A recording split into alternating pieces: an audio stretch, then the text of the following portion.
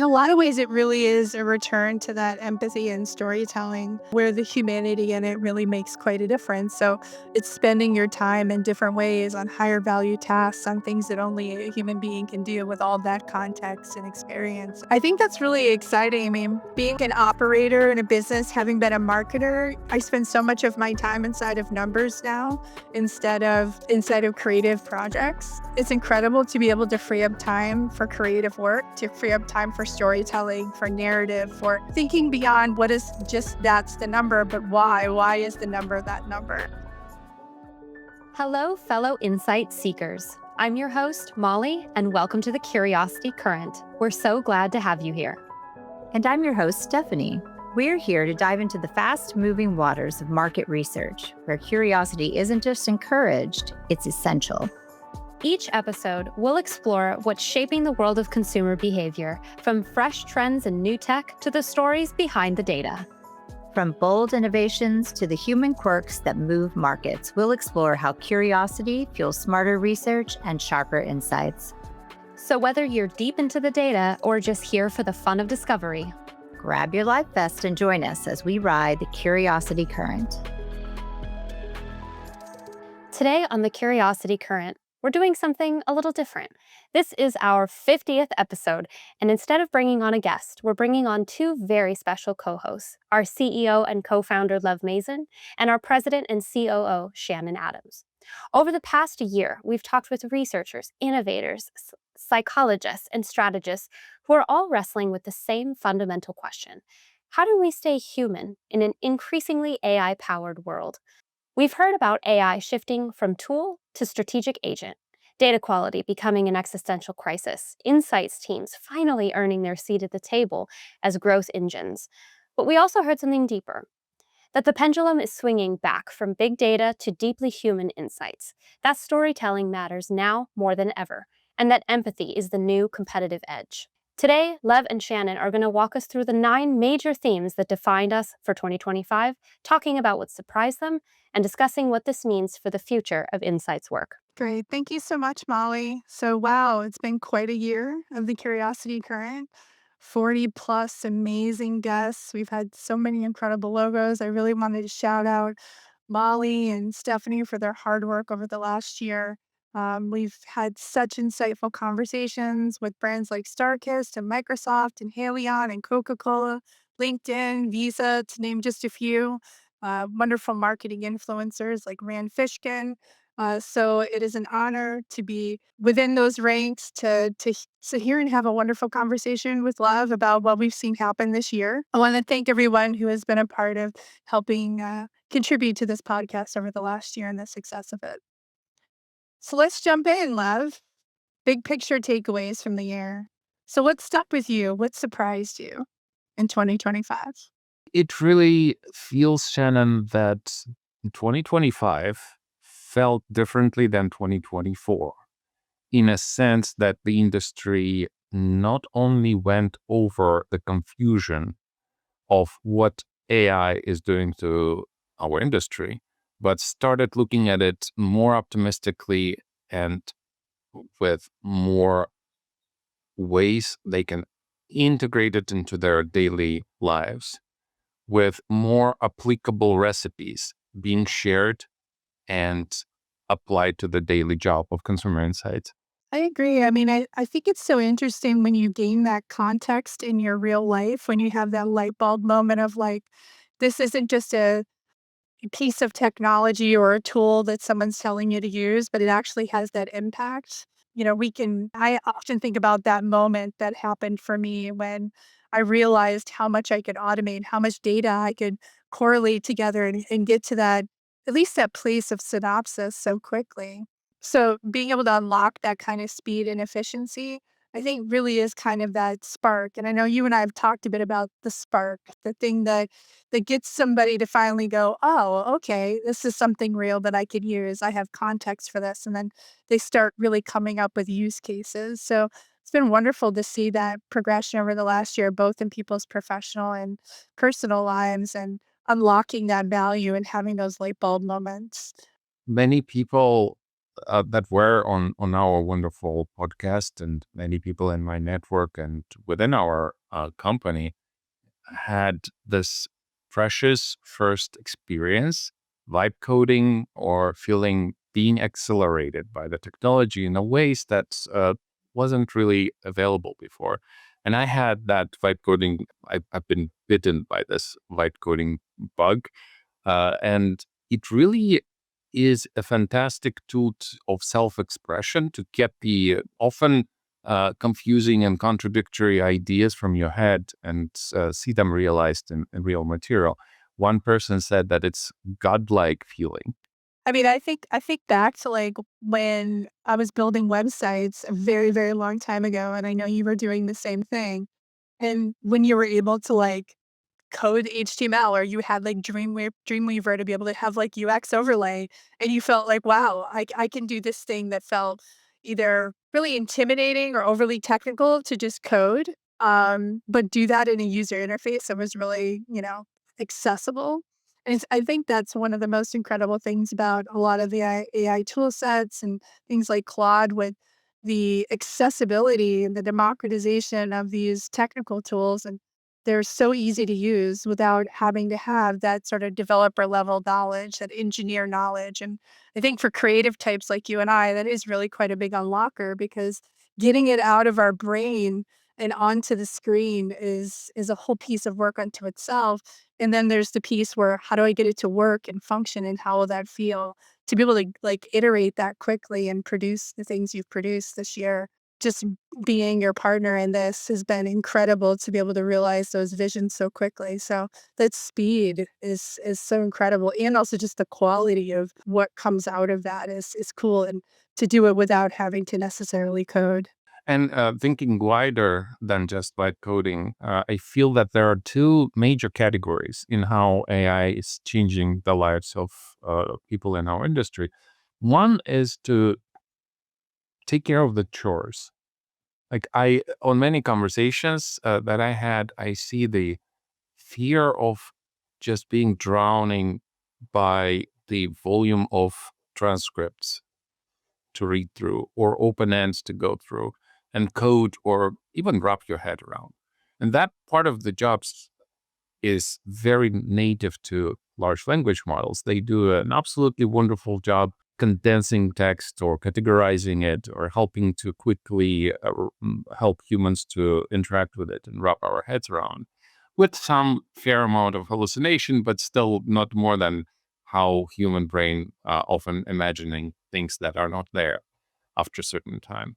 But this vibe coding and seeing AI systems being able to do what even didn't occur to us as something we can do ourselves, I put it in a completely different category, right? Versus accelerating obvious things that we can do, but they're just taking a lot of time. When you feel like you can do something that you never could before, or you could never do before without a whole team of people who are specialists in it, that is something magical, I think, that more and more people are discovering these days. And I feel so grateful that we live in this period of time when more and more magical things are appearing every month. So true. And I think as we like kind of think about that through the lens of our customers, thinking about how that's changed their jobs and their day to day, how it's changed what researchers do, how it's changing what marketers do, how they work together and the kind of jobs that they're doing. Watching that change as well alongside with them, not just in our own use cases here internally, but also with them. And really, it's kind of incredible when you work across many different types of clients and many different industries. You also get to watch how which ones are embracing AI, which ones are kind of going into that fearless way of approaching it, and others that really do work through the lens of like, I don't know how this is going to change my day to day, and maybe going about it a little bit slower. Um, I think some of the most interesting stories that come out of the research side, when especially when marketing and research start partnering together and realizing their superpowers that they each have, both in this sort of approach to research, knowing what are the right questions to ask and when to ask them, and then being able to take that data and use it strategically for storytelling and, working more in tandem as partners than necessarily inside the technology together, rather than kind of being over that walled garden of research produces this output and then marketing consumes it. I think breaking down those barriers is so exciting. As being a marketer myself, it's like the ability to be able to go to be more empowered to do those things and to get to those insights myself is really valuable. And for researchers watching those that have really embraced it, to be able to have that time, not programming surveys, but actually thinking about what are the most important questions to ask? What are the things that really matter? And, having counterparts that can then take that and move that further into the organization as the kind of people that wouldn't be able to do that work because they're maybe busy doing other things previously. So I am really curious to hear more about like your perception of how that's changing the dynamic inside of our customers and how best we can help them with that transition here. I think that there are a couple trends that I'm observing that we can help with, and other companies like AYTM can help. One trend is clarification of terminology, clarification of what it is that we call AI. There are so many different perceptions of what it does and how it does it. There's a lot of magical thinking around it, especially when you get into the territory of synthetic data. I love a number of episodes that we produced here at this podcast that went into great details on what you should trust and what data you shouldn't. Because everything sounds and looks so plausible and believable and is expressed with such a confidence. You got to admire that confidence from those agents saying something straight and convincing with a lot of justification. And then when you point out that it can be, they're like, "You're absolutely right. It can be." I love the simple experiment that one of our own guests suggested. In order to check the validity of any source of information, you can ask several times, and if you're getting different results, you should pause and see what is causing it. Or if you ask the same question in different language, your out-of-the-box language models will produce completely different answers because those answers are rooted from different data set spoken in that language. But I see that on that first trend, we are, as an industry, going in this transition, as in Wild West of new territory, new technology. We're getting a little bit better. I think last year we saw that. We're getting a little bit better at educating more people in what you should pay attention to, how you should use those tools to be successful and not jeopardize the validity and quality of your data, not jeopardize your own personal reputation. And it's so interesting. It's happening in other industries. I know a few stories, including paralegals and attorneys being fired because they provide the brief to a judge with references to cases that never existed.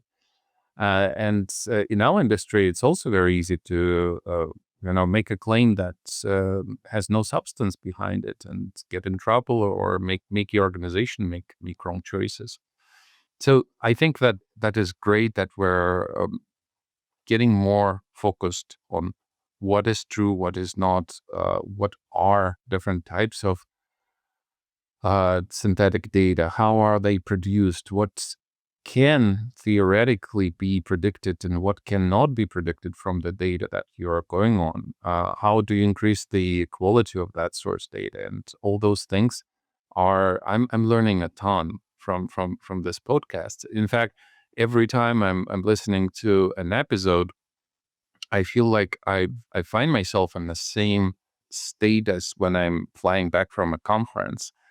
where I'm remembering things that I learned, and it's just such a high quality and even better format for me, because at conferences usually the presentations are shorter, majority of them are salesy, and you really cannot go into depth of any particular topic in such conversational way that podcasts are offering. So I'm such a big fan of this initiative and how well it's flourishing.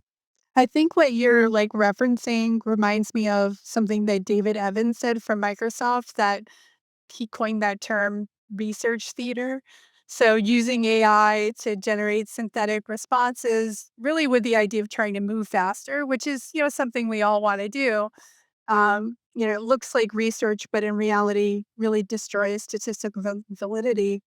And I think that's really what kind of comes down to the research persona and the role that they play in making sure that we're still using solid survey methodologies behind the things that we're doing, that, things are set up in the right formats, that it's going to pass statistical muster, and also putting in rules for how we review that data to make sure that we're not going down the wrong path purely to unlock speed, because it has to really be, that's how you hedge that risk with AI, is through human judgment. I mean, the humanity of it all is the measure that keeps us from making dumb decisions or, assuming things.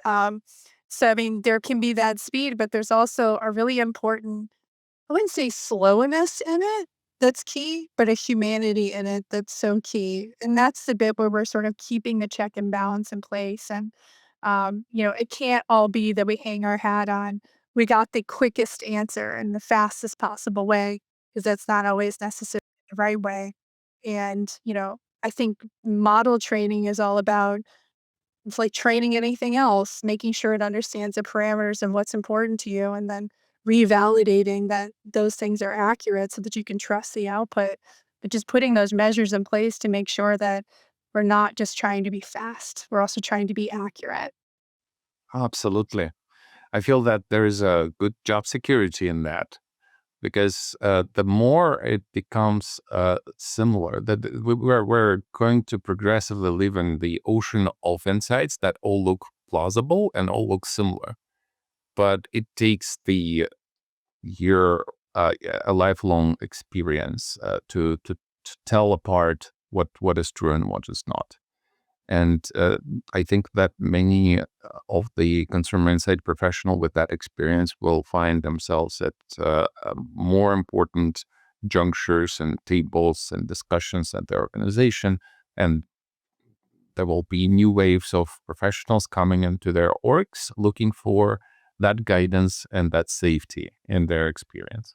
In a lot of ways, it really is a return to that empathy and storytelling of where, where the humanity in it really makes quite a difference. So it's spending your time in different ways on higher value tasks, on things that only a human being can do with all that context and experience. So I think that's really exciting. I mean, being like an operator in a business, having been a marketer, I spend so much of my time inside of numbers now instead of creative projects. It's incredible to be able to free up time for creative work, to free up time for storytelling, for narrative, for thinking beyond what is just that's the number, but why? Why is the number that number?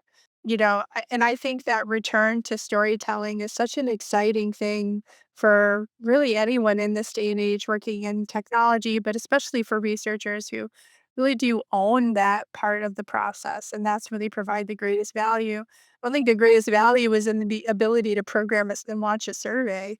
It was always in knowing the right questions to ask and then doing something really interesting with it. So, how do you think teams are kind of balancing that empathy and depth with the fact that these businesses are demanding speed? And that's where it's like, it's the trap, right? Of like, as soon as people get used to instant gratification or being able to get to the data quicker, I mean, we've seen it as we were seeing clients come over into doing online research. They were just absolutely floored with how quickly they could get to their responses, and also watching them come in real time.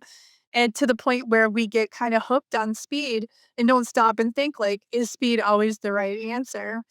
And so I think, what I always wonder about is that balance of making sure that we're still doing important, complex work because it should be complex and not just trying to simplify everything just to lean on speed.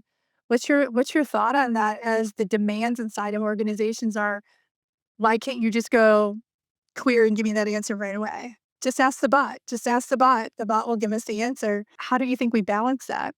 I think we need to get smarter at what use cases we should apply to what tools and situations.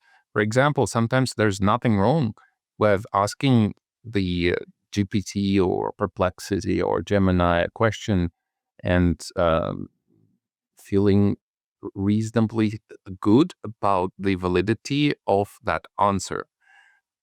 Especially when it's something very well researched, well known, and I'm not going to question my calculator when I'm doing some math or converting miles into kilometers. On the other hand, if I'm asking those generalist agents something to predict the outcome of a survey, even if I ask them, what do you think people in this specific target audience would answer on those questions, I should be not trading the quality for speed. Because yes, I will get speed, but those answers are going to be so generalized and so variable that I'm not likely to get smarter or better off putting any importance into those answers.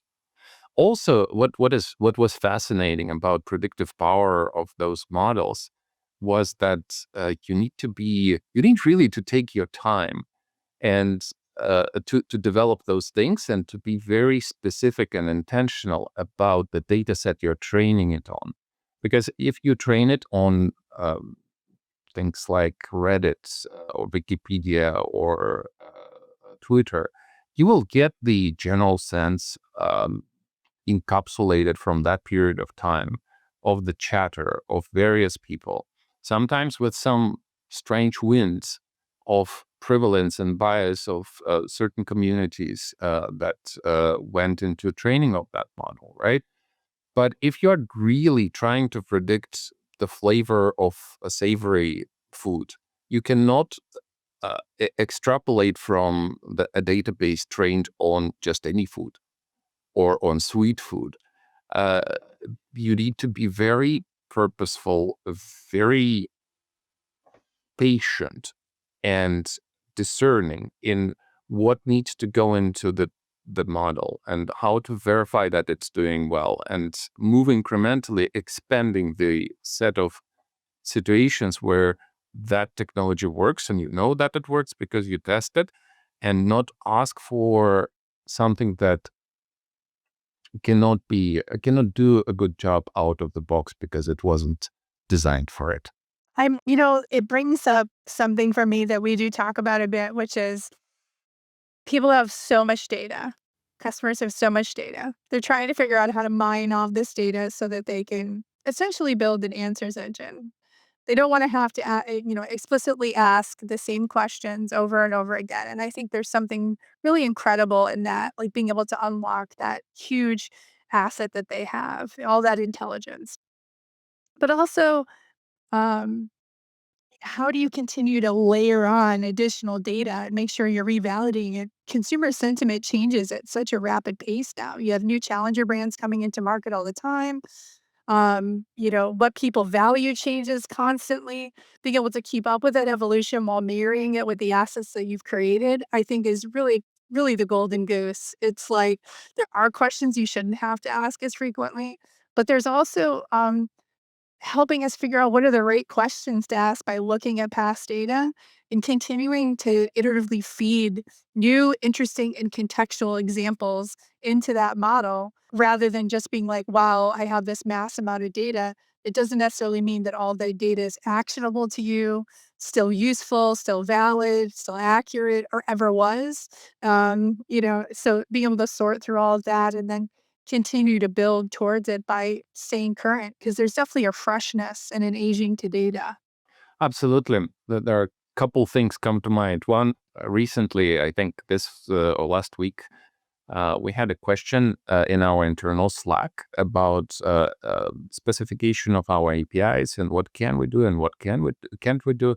And while waiting on several teammates who are specialists in that and could provide a good answer, I decided to query our Slack chatbot and find answers to those 10 questions. And first of all, Slack refused. Slack said, no, it's too much information, too much work. I'm not going to. Then I said, okay, I understand. I'm conserving calories. You're conserving tokens. We're all humans. That's understandable. So I broke it into smaller chunks and asked, okay, can you help me with the first two, pretty please, with a cherry on top? And it went on and found some answers and then continued until it provided answers to all 10. And then I asked our technical folks, and they're like, oh, this looks almost correct, and many of the answers were correct 4 years ago. And that's what you get when you ask all the depth of information in a database going back years. There will be answers, and there will be some of them will be correct for the time when something like that was said or answered in the past.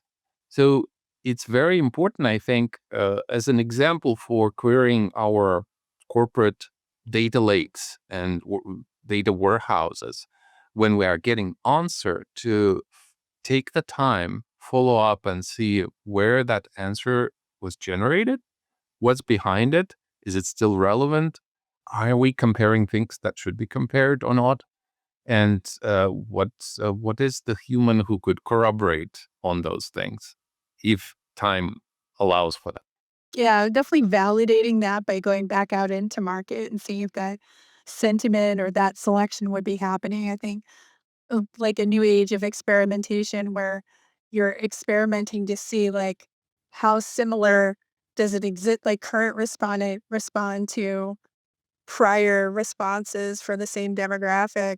Um, and I think it'll be such an interesting study to see how sentiment shifts like that so quickly. And what are some things that are evergreen in data? And what are some things that are just constantly changing all of the time? And I do think that researchers need to use that asset as wisely as they can and validate it consistently and feed their models with new data all of the time. And I think, that's what I think about what researchers should be looking for in market to do their jobs better using AI. I think it really is all about being able to do all of those things in a really smart way. Being able to use your past data effectively, validate that information with new data and constantly feed it with many different data sources. And I think it was Michael from Visa who talked a bit about the idea of that sort of 360 view, that sort of full view of data, and that really is quite meaningful. And beyond just what people say they're going to do, like what their intent is, which is a lot of times what a person says inside of a survey when they answer a question, like, yes, I would buy that, that kind of Charmin or whatever. I will buy that kind of toilet paper. But did they? I think that's also just a really interesting question. So marrying that transactional data along with, survey question answers and then seeing how that changes over time. It's such an exciting time in data. It feels so much more accessible than it ever did before for us to move beyond like the theory that something might be that way and into like very quickly into knowing that it is the right answer by marrying all these different data sources. And I think it's just so exciting. Like you said, it's a very magical time to be in research and tech in general. I think the trio that we see as a through line in those wonderful 50 episodes that successful consumer insights are preaching and using in their daily life are curiosity, technical savviness, and critical thinking. Those three things can unlock so many doors and make their research really shine. So absolutely. I mean, we're in the business of curiosity here. And I really think it is such a superpower, and that is the most human element of all of it. Models can, like you said, they can correlate data, they can help you build this incredible picture, but it really is human curiosity that drives it all. I think that's really what sparks all of this, and it is really a superpower. Speaking of corporate data lakes, what's interesting and ironic about the technology of the day today is that language models are very good at querying and summarizing and answering questions rooted in unstructured data, such as a collection of PDFs or transcripts of in-depth interviews and open ends and literature in blog posts and forums and tweets and websites.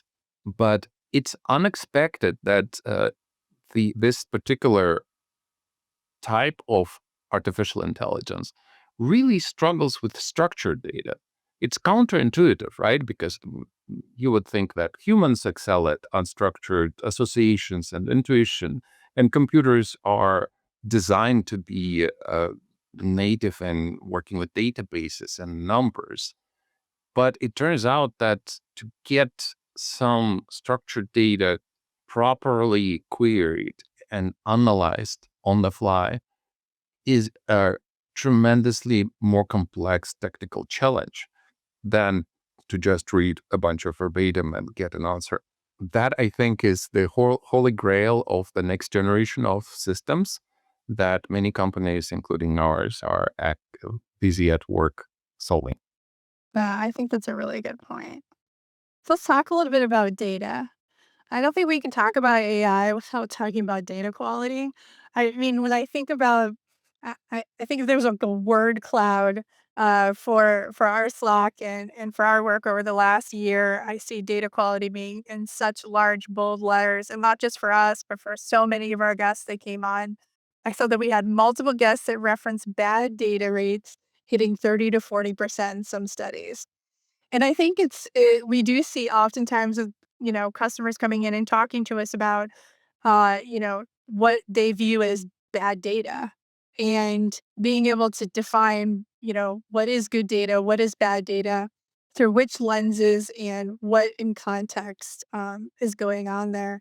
Because certainly, um, I don't think it's all bad respondents. I don't think it's all bad survey design.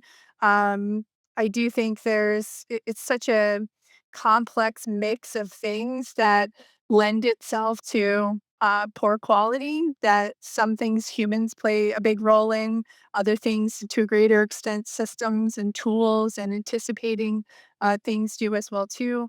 It's been framed as a crisis, and maybe there's just this part of me that has lived through so many of these so-called crises that I don't really ever look at it that way. I just see it as that evolution. We just have to be smarter about how we think about it. We have to invent new, better ways to identify it. We have to learn to adapt. And I don't think of it as much as a crisis. What do you feel about that word? I know we tend not to try and be too defeatist in things or absolute about things because I think there's just so much nuance in it. I can see how it is perceived as a crisis because it is a reality for a lot of our colleagues and my friends in the industry who are struggling. They have to spend extra amount of efforts and time to weed out that 40% plus of bad responses and replace them, and it takes real cycles to do that, and headaches and reputation costs, and it is a problem. It is also more of a framing for ourselves, how we look at it and how we solution for it. Because when you see that everything is on fire, it's very difficult to be creative and to find solutions and to create something better. So I feel blessed and grateful for the opportunity to look at new angles of attack as an antivirus company would. Antivirus companies wouldn't exist if there were no viruses. And their job it is to be on the lookout and to understand the new threats and figure out protections, sometimes before they even become available and possible. I feel that while it's totally real, the crisis and the proliferation of bad actors, AI supported, AI driven, often uh, is manageable if you put enough creativity, curiosity, and effort into managing it. And I love what we're doing with data quality reports that we're putting together, with being more transparent and continually thinking about data quality, not as a toggle when it's either good or bad, but as a process along with our clients and partnering and figuring out what data quality looks like today. It's definitely different than what it looked like yesterday. What we all need to pay attention to, and what are the consequences, and how we are staying ahead of the curve and ever-changing world from this perspective, because the stakes are higher. There, you know, there are always a risk of making poor business decisions based on survey or series of surveys that were filled out by less than genuine respondents sharing their life experiences. But now there is another risk, that you will take all that data and you will put it into training models. And it is incredibly difficult to untrain a model. You have to start over. And we know that computationally it's super expensive to do that. So new risks, new angles of attack, but also new solutions, new ways to spot it, using the same technology to make the data better. And it's never done, right? The technology is never done being built. It's in a constant state of evolution and learning and growing. I think also, just like I think your parallel that you made to the antivirus world is so apt, because the job is never done. There's always going to be new, interesting things that are going on in market, new ways to manipulate it. Technology will accelerate. In some cases, human creativity. It's amazing what people will invent when motivated to do something. It really has more to do with how do we put ourselves in that mindset to anticipate what they might do. How do we build technology that is able to adapt in that really quick way? And then I think the other part of it, which we all saw with, again, on the antivirus side, on the security side, human beings also help continue to proliferate all kinds of things and make it easier for these for fraud and for bots and for other things to work. Where I think the human being portion of this is we do play a role in making sure that there's diligence and good tools, and we're vetting those tools and making sure that we feel comfortable through transparency with our providers.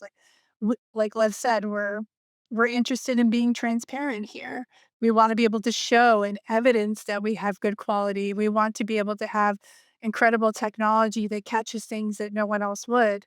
But it's a constant learning in a partnership that we do with our customers. It's not a one and done thing. It's not a one size fits all thing. But the other part of this too that we do see, especially as we're digging into data quality, when those issues are flagged up, is really the impact that design has on quality, on respondent experience. Years ago, Levitate made this decision, which I thought was really kind of interesting when I first got here. Was we built this panel, and it's this really high quality panel, but the only place that anyone can buy it is through our platform. And that was really something quite unheard of.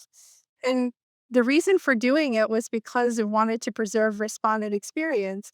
It started from a place of data quality. The way the entire platform was built was through the lens of how do we create great experiences, because great experiences create great outcomes, creates good data. And I think that still sits with us today with a lot of other pieces of technology layered in. But it really does kind of start with how do we help researchers build better surveys, ask the right questions, make better respondent experiences, have better outcomes and better data.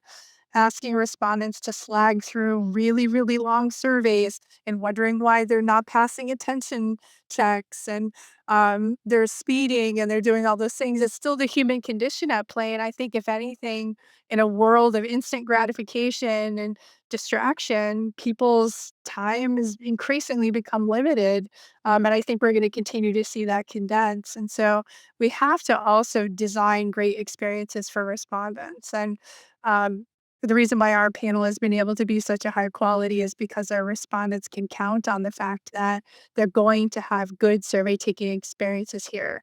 And I think it's been fundamental and such a just such a major difference between us and many other places. In a lot of ways, I was walking away from monetizing that panel in other places, but it was done through the lens of we cared about the quality and that experience first and foremost. And I think researchers have to care about that, especially as we have new personas of users as marketers who are designing surveys who've never designed surveys before.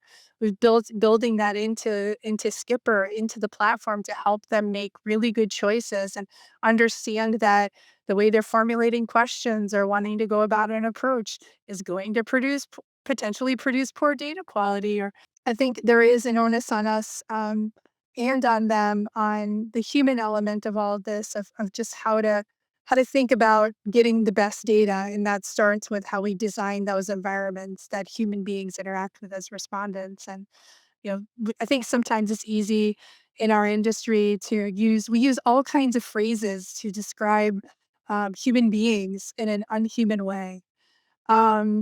Respondents and sample and panel and all these things, but they're human beings with opinions, and they also want to save time, and they also want to have good experiences and be able to spend more time doing creative things. And so designing better experiences for them, whether that's they're using our technology together with us, learning how to do that better will ultimately also produce great data quality when you combine that with, incredible technology and other things too. Applying empathy. Apply empathy to the respondents in a similar way you're applying empathy to the consumer behavior you're researching.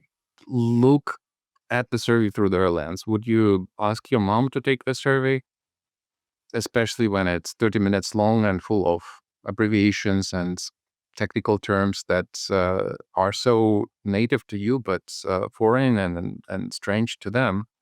The good news is that Steeper and other similar technologies can convert your intention, your research objectives, your research questions into something that would translate into easy to answer questions for the target audience. And that translation can be literal in language, which used to be really expensive, slowing factor in your study and really pain in the neck. It transformed now to something that is impolite not to include because it costs you little. It costs you nothing in time. You can prepare a survey in your native language, translate it to all possible language that your target audience would appreciate taking it. They will like it. They will open up. They will be more clear in sharing their opinions. And the same technology can translate their responses back into your research language. But also translating things from one generation lingo to another. You can ask systems to rephrase this question or entire questionnaire in a way that would resonate to Gen Zers and millennials and other generations, baby boomers, who all exist in the same language sphere, but we are speaking quite different languages, starting with our use of emojis, ending with how we answer open-ended questions and how we act online. There's so many tools to be more intentional, more empathetic, and improve the data quality. And we are doing our best to keep an eye on the successful patterns and collect the feedback from respondents. We are working on survey friendliness metrics that we will be sharing with our users. And it will take all of us to improve the ecosystem and make it healthier and friendlier and more fun. And in the end, to improve the data quality. But empathy goes a long way, right? When we are fearful of the data fraud and we're saying that this is the worst thing that can be. These are not humans. They're fraudsters. They're survey farms. Yes, there are survey farms, and yes, there are fraudsters, but there are also people in less fortunate countries that for them to take a survey pretending to be someone else means that their kid will have a meal that day or not. So every time when you're struggling through data quality, think abundantly, think about those people on the other end, and how do you use technology, use your humanity to get through the obstacles to the answers to your research objectives and research questions with grace and with kindness. So I want to talk about a topic that I really have always been very passionate about. We're really lucky here. We've got incredible educational partners. I believe Marcus from UGA was on the podcast. We work with Michigan State as well too. One of my favorite things was going out and meeting like young researchers who were like really ready to jump in, digital first, tech first, AI first in market, embracing tools. I think it's so interesting to watch the transition over the last year of that sort of researcher, and who are they and what sort of jobs are they doing are very different. And what I found that spark, especially in the next generation of researchers, is they're not necessarily straight out of school. They're not necessarily that. They're people coming into research as less as a function and more as a job to be done, more as a component of their job. They're moving into research more as a component of their job. And they're really coming from outside that sort of traditional research background and discipline. I think, you know, one of the things they bring into that mix should be like creativity and curiosity and empathy. The way that they're thinking about solutioning for stuff is so different because it doesn't come from this is the way that we've always done it. It comes from the way of, I'm really trying to get to this answer. What's the best way to get there? What are the tools at my disposal? And I think we're going to see like such interesting and novel ways of approaching solutions, working with this really next evolution of researchers. And we use these words here at AYTM. We call them insight seekers, because an insight seeker isn't a person who has a research title. An insight seeker is anybody who is seeking an answer, seeking an insight, and they can come from so many different places within an organization, bringing lots of context, lots of creativity, lots of curiosity, and loads of empathy because they just are interacting with different parts of the life cycle. And I'm really so excited to see how these insights seeker use great technology like what we're building here to just do something really novel and really, really cool within this year. But it's been such a story arc over this last year of watching that democratization happen and that transition, and also watching researchers evolve, people who have been in research and insights functions evolve from, you know, being in the coding and really thinking quite technically to being able to move beyond that world and watching them thrive, and being able to take on new challenges. Uh, and it's so cool to have technology that helps enable that for them. I love that major trend that we observe across most of our corporate client teams. And I think that it will enrich our industry by those neighboring disciplines and people with the deep knowledge of those disciplines coming and participating and driving consumer insights more um, personally, more directly. At the same time, learning from the systems that are trained with assistance of most talented and experienced consumer researchers. That's just such a nice way to bring more people into the know of how good quality consumer insights is done. Really excited about it. So let's talk a little bit about why hindsight and real time insight are no longer really enough. I think it's a hallmark of the time we're living. Everything is changing so quickly that, for all intents and purposes, the future is is just not distributed equally, and we cannot think about insights without being futurists, all of us. We have to imagine what the next form of our society, of our technology, of our industry will look like, because it's happening so fast. It's happening in front of our eyes.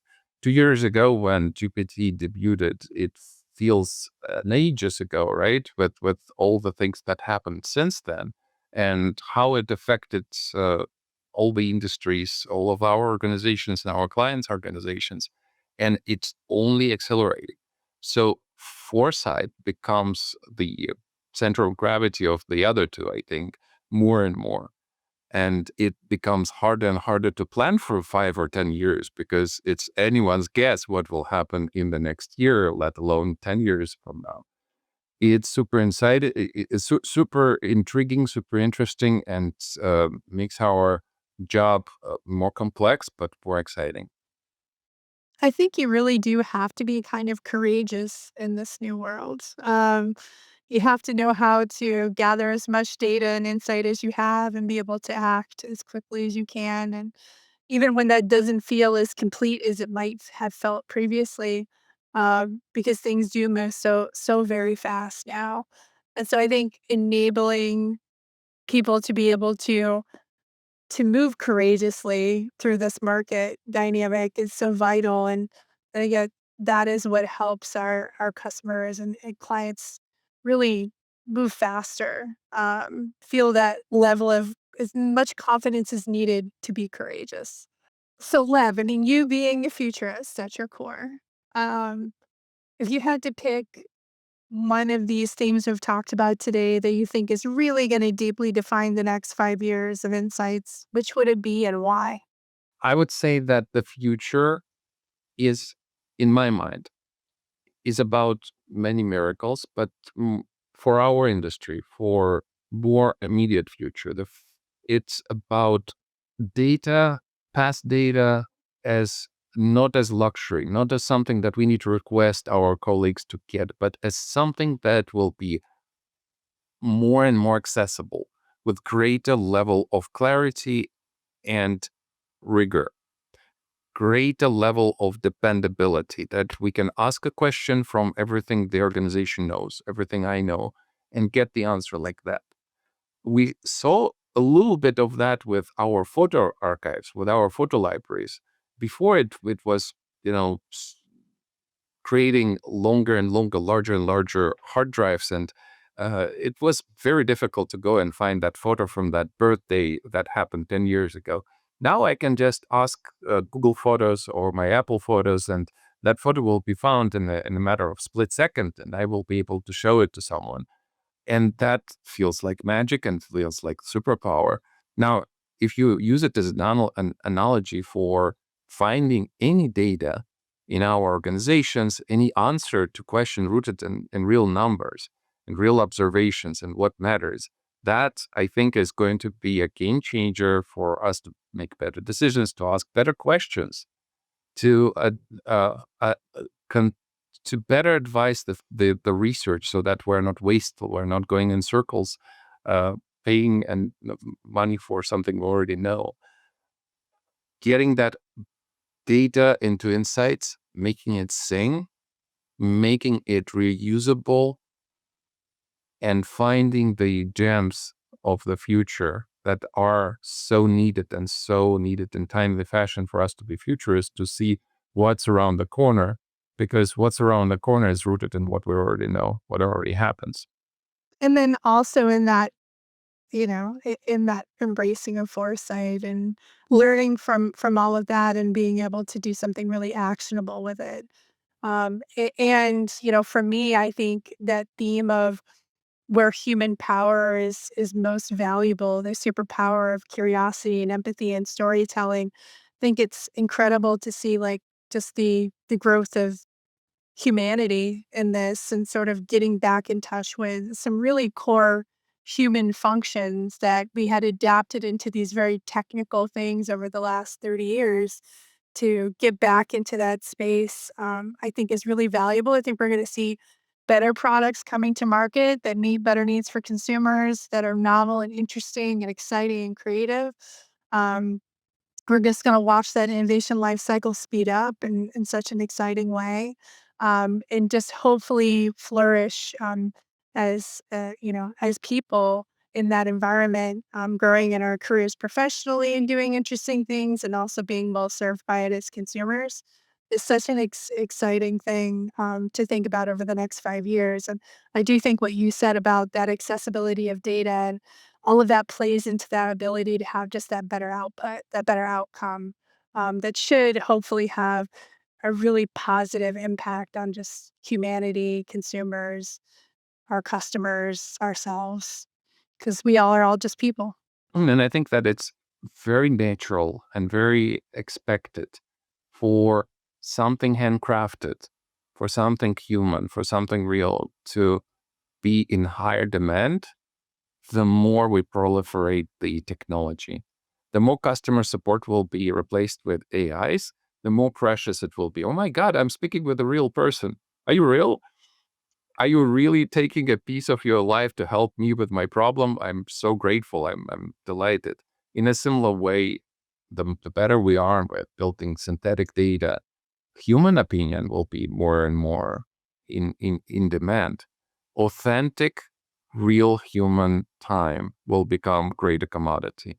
And I think that the trend that we saw with the sample prices feeling the downward pressure will come to a U-turn and will become in greater and greater demand as we are solving the data quality problems and augment less critical research studies with faster synthetic fillers. So, what do you think there wasn't enough conversation about this past year? It's hard to see what is not there. Very insightful. We don't know what we don't know. I mean, I think it's wonderful how the industry, I'm going to conferences and people get up on stage and they talk about AI in some abstract ways. They talk about it in some tactical ways, with some use cases, but we also kind of we speak about it in these terms. It feels it doesn't feel 100% realized. It all feels like to me it feels like I'm looking almost through like a peephole on a door, or I'm looking through, like, I can only see so much. I can't see what's in the periphery. And I think, that ambiguity, embracing that ambiguity and sort of living with it head on, realizing that that is a part of life now, the ambiguity, because things are going to move so fast and we don't always necessarily 100% know where they're going to go. We don't have the time for our brains to catch up as much as we used to anymore. They haven't heard as much in the industry of people getting up on stage and going, I just don't know. I really don't know. Like, I have a theory. I think this might happen.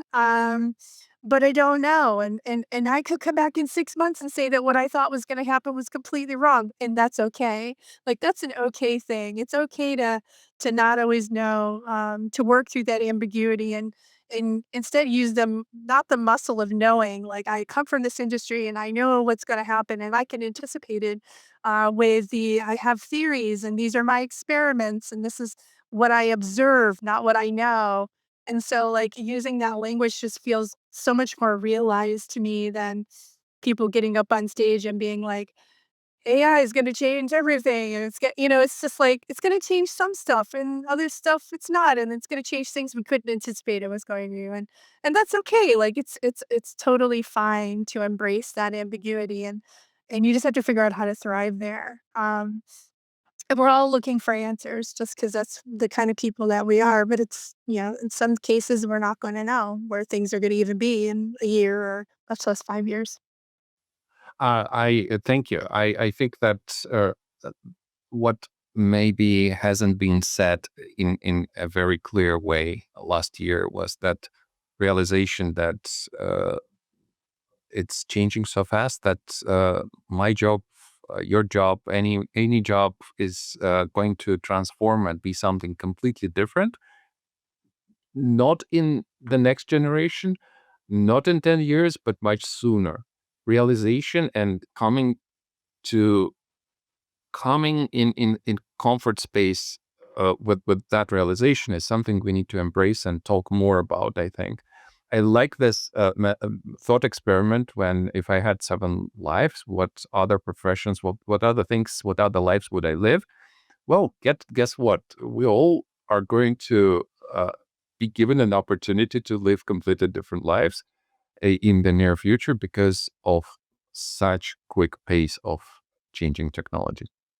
And I think there's like an onus as, operators of businesses to look at our people and our teams and look at the work that they're doing and figure out how do I also help them evolve and transform because human beings inherently aren't used to having to transform this quickly. They're not used to this kind of pressure for evolution.